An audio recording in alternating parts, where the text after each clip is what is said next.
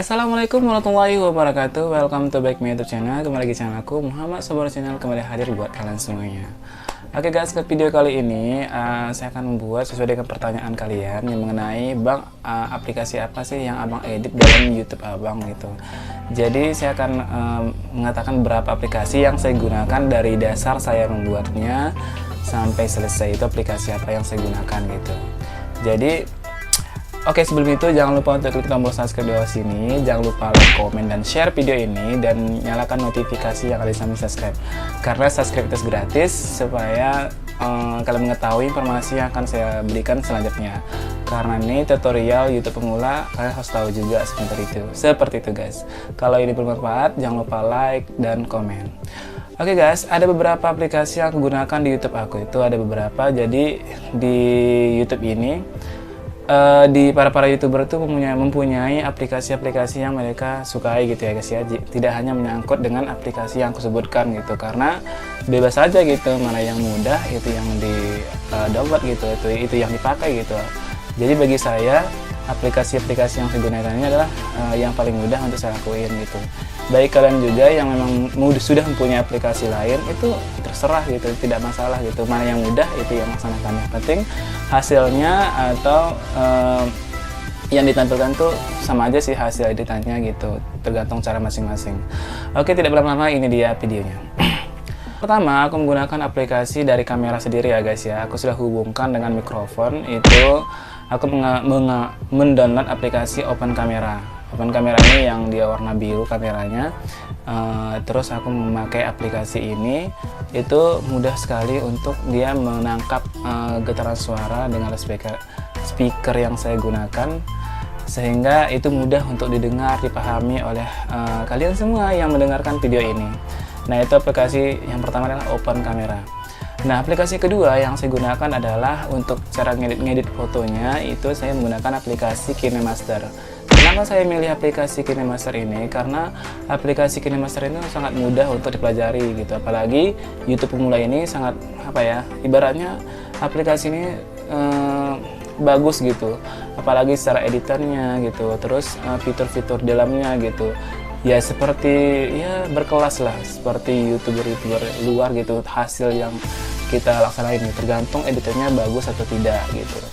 Nah, selanjutnya adalah aplikasi yang ketiga aku gunain, itu adalah aplikasi InShot.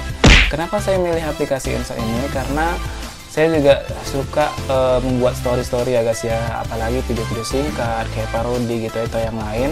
Jadi aplikasi InShot ini sungguh sangat mudah untuk saya buat gitu, karena saya juga suka dengan video-video singkat yang saya buat gitu.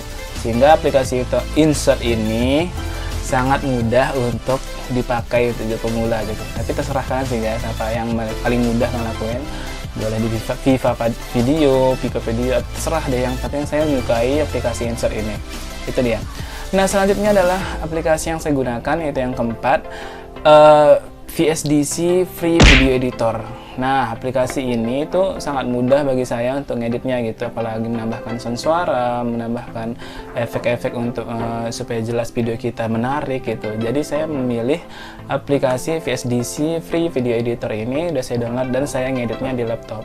Jadi kalau emang susah gitu atau terlalu berat atau durasinya lama, saya ngeditnya di laptop. Tapi kalau durasi singkat, saya ngeditnya di HP atau di handphone seperti aplikasi KineMaster atau InShot ini gitu.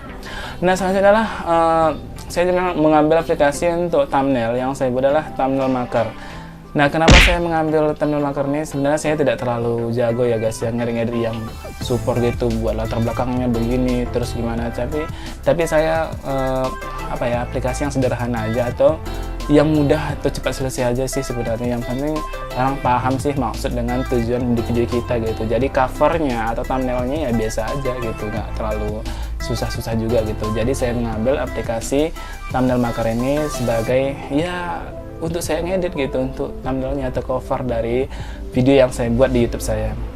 Nah, aplikasi yang terakhir adalah saya mengambil itu untuk meninjau YouTube saya adalah YT Studio atau YouTube Studio ini. Kenapa saya memilih aplikasi ini? Karena ini saya bisa meninjau perkembangan YouTube saya dari nol sampai sekarang, melihat view, komentar juga saya bisa membalasnya dengan mudah. Jadi saya memakai YT Studio ini.